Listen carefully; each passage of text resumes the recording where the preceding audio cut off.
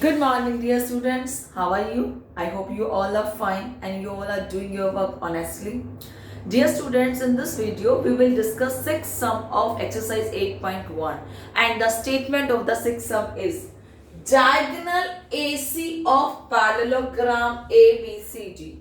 It means ABCD is a parallelogram given, and it is given the diagonal AC. This diagonal AC of parallelogram ABCD bisect angle A. This diagonal bisect angle A. And you know what is the meaning of bisect? Bisect means which divide that part into two equal parts.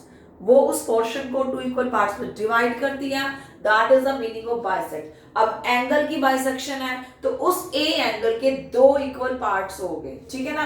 तो that means AC line ने इस A angle के two equal parts किए.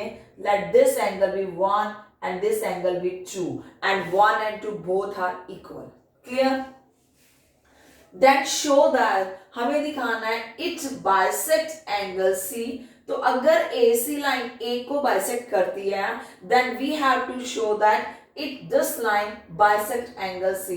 It means if this angle is 3 and this angle is 4, तो मुझे दिखाना है कि 3 और 4 क्या है? इक्वल है. And second part, ABCD is a rhombus, and after this I have to prove that ABCD is a rhombus. Clear? Statement समझ आई? Now you have to find out whatever it is given and whatever you have to show that you have to write in given and to prove part. Clear?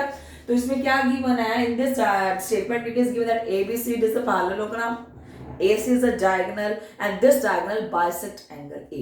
तो you have to write all this information in the given portion. तो आप given में लिखोगे ABCD is a parallelogram. Is a parallelogram.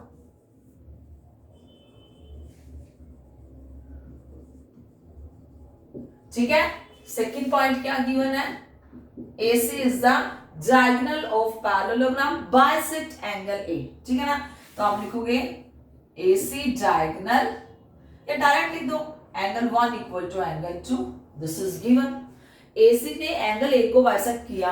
It means 1 और 2 same ही है ना. तो second हमने इंफॉर्मेशन लिखी एंगल 1 और इक्वल टू एंगल. ठीक है. Now to prove. अब आपको क्या प्रूव करना है? We have to show that it bisect angle C. It means हमें दिखाना है 3 और 4 सेम. तो आप लिखोगे die AC bisect angle C. This is the first part, and the second part में क्या शो दिखाना है? शो करना है ABCD is a rhombus. तो आप लिखोगे ABCD is a rhombus. ठीक है ना. This we have to prove out या शो करना है. ठीक है. Now the main part क्या है हमारा? प्रूफ. अब हम फर्स्ट पार्ट करेंगे प्रूफ का. क्लियर. हमें दिखाना है कि AC डायगोनल C को भी बाइसेक्ट करता है. Firstly I tell you orally what we have to do to prove the first part. Clear. ABCD is a parallelogram given.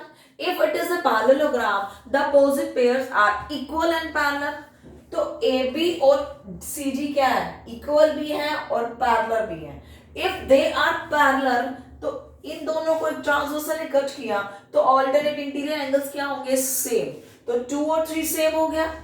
Similarly this pair is parallel AD and BC. तो parallel है तो naturally अब इस A की transversal ने cut किया तो 1 और 4 भी सेम होंगे. ठीक है ना. ये कंसेप्ट हम यूज करेंगे. 1 4 के इक्वल, 2 3 के इक्वल. अगर 1 और 2 बोथ सेम है तो नेचुरली 3 और 4 भी बोथ सेम होंगे. क्लियर. तो लिखो first part. ABCD is a parallelogram given. Is parallelogram. If it is a parallelogram, then तब क्या होगा? AB parallel CD.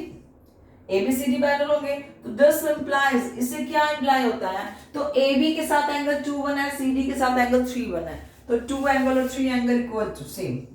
Angle 2 equal to angle same. Alternate interior angles. ठीक है ना. मैंने लिया ना ऑल्टरनेट इंटीरियर एंगल्स 2 और 3 सेम.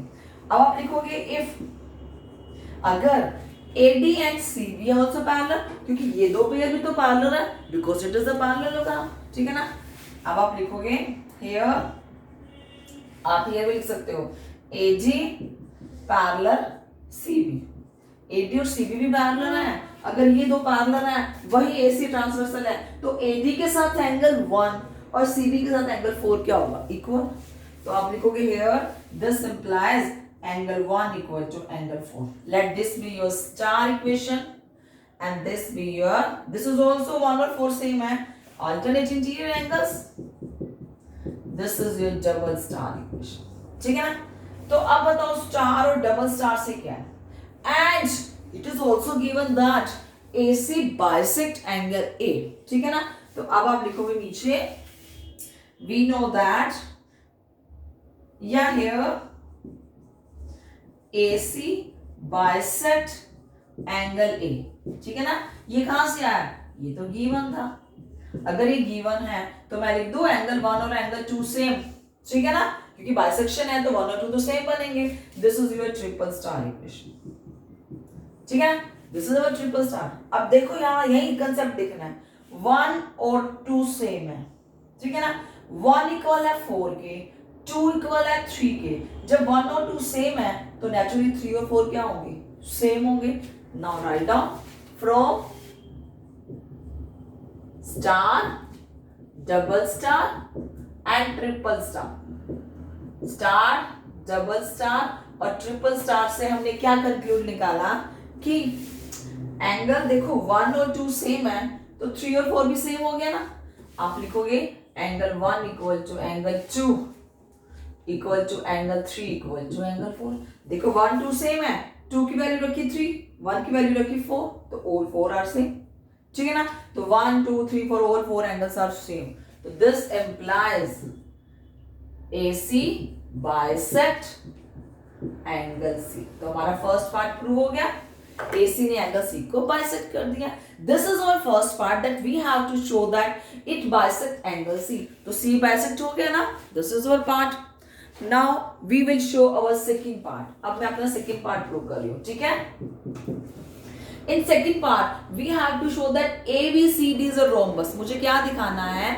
ABCD क्या है? एक rhombus है। अब rhombus ऑलरेडी पैरेललोग्राम गिवन है। पैरेललोग्राम और rhombus में यही डिफरेंस होता है कि पैरेललोग्राम में अपोजिट पेयर पैरेलल्स होते हैं और इक्वल होते हैं, बट rhombus में all four are equal and opposite are parallel. It means a parallelogram में if I show that all four sides are equal and rest of the properties are same, तो अगर मैं चारों sides को equal दिखा दूं तो रोम्बस पैरेललोग्राम क्या बन जाएगा? रोम्बस बन जाएगा। तो मुझे अब देखो पैरेललोग्राम में अपोजिट तो पैरेलल अब इक्वल है ही, इट मींस मुझे एडजेसेंट साइड्स को इक्वल दिखाना है। एडजेसेंट साइड्स इक्वल आती है, ऑल फोर साइड्स क्या बन जाएगी? इक्वल बन जाएगी। तो अब मुझे एडजेसेंट साइड्स के लिए काम करना है, ठीक है ना? अब आप देखो, अब आप लिखो इन ट्रायंगल ABC, मैंने ट्रायंगल ली ABC, ठीक है ना? ABC ट्रायंगल ली। अब I dear students, you know that 2 angle किसके इक्वल आया? 4 के इक्वल आया ना 2 एंगल 4। और अगर if you don't know this concept, अगर आप ये कंसेप्ट यूज करके अगला कंसेप्ट यूज करोगे तो angle this is a parallelogram. अगर ये पैरेललोग्राम है तो एंगल A किसके इक्वल है? एंगल C के। If it is a parallelogram, A और C सेम है। जब A और C सेम है because opposite side angles of a parallelogram, तो A का हाफ और C का हाफ भी सेम होगा, ठीक है ना? तो A का हाफ क्या है? 2, C का हाफ क्या है? 4। अगर ये कंसेप्ट आपको लॉन्ग लग रहा है तो आप ऑलरेडी पता है, इसको नाम दो इक्वेशन 1 का, फ्रॉम 1, ठीक है ना? इन पैरेललोग्राम ABC एंगल 2 किसके इक्वल है? एंगल 4 के। क्योंकि मैंने 1 में 2 और 4 सेम है, इसका रीजन क्या लिखोगे? फ्रॉम 1, ये 1 से आया, ठीक है ना? कि 2 और 4 सेम है। अगर ABC ट्रायंगल में कोई भी एक ट्रायंगल है, अगर दो एंगल सेम हैं तो उनकी अपोजिट साइड्स क्या होती हैं? Same. We did in the basic theorems of the triangle ना कि to the side equal to the opposite angles are equal.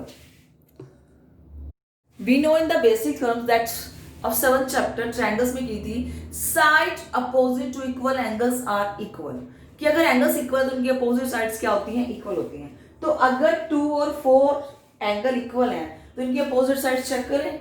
2 की अपोजिट साइड्स क्या है? दिस, और 4 की अपोजिट साइड्स क्या है? दिस। तो ये दोनों साइड्स क्या होंगी, सेम होंगी।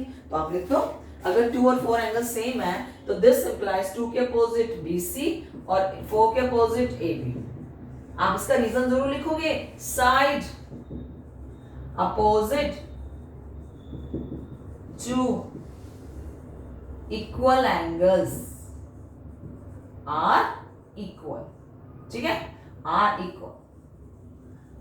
तो BC और AB सेम आ गया, BC और AB सेम है, और AB किसकी इक्वल है, CD के, because it is a parallelogram, और BC किसकी इक्वल है, AD के, because it is a parallelogram. अगर ये दो पेयर सेम है तो AB, BC, CD और AD सेम हो गए।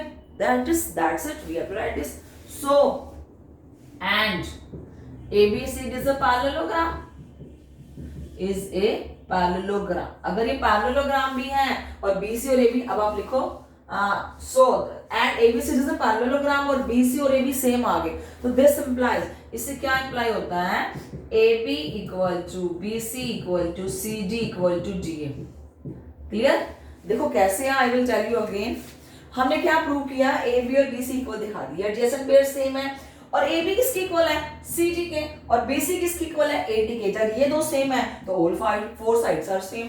अगर ऑल 4 साइड्स आर सेम तो क्या बन गया, hence ABCD is a rhombus because all properties of rhombus and parallelogram are equal, but this is the difference that all 4 sides are same। ये difference था ना, तो मैंने क्या दिखा दिया कि all 4 sides are equal।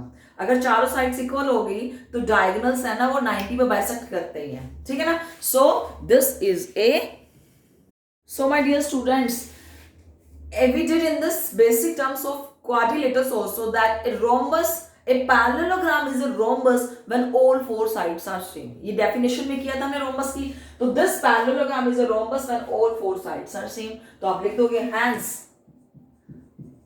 ABCD is a rhombus, ठीक है ना। ABCD is a rhombus because all 4 sides are same। and my dear students, rhombus की प्रॉपर्टी डिफरेंट होती है कि rhombus और diagonals 90 पे बाइसेक्ट करते हैं, पैरेललोग्राम पे ऐसा नहीं होता। बट अगर आपने चारों साइड्स इक्वल दिखा दिया ना तो ऑब्वियस है डायगोनल्स 90 पे बाइसेक्ट करेंगे। तो एक पैरेललोग्राम रोम्बस तब बनता है when all 4 sides are same. तो वो हमने शो कर दिया, that means this parallelogram is a rhombus. This is our second part, clear? So if there is any doubt, then you can comment me in my comment box. Thank you, my dear students.